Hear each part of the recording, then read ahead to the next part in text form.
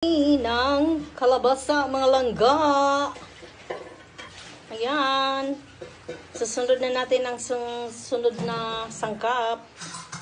Kami pala pag nagluto ng kalabasa, hindi tinatanggal ang balat dahil andyan ang vitamina. At saka, yan ang gusto ng aming lolo noon. Oops, kumulo na siya.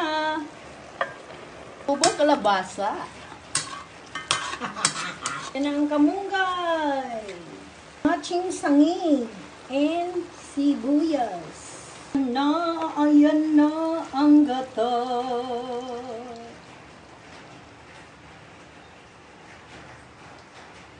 Ako? Ang gata? Mga langga. Sarap-sarap ng aming kalabasa sa malunggay at sa baboy. Tikman na yan, tikman na.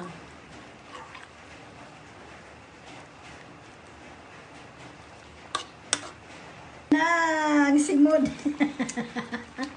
Sarap. Ganyan.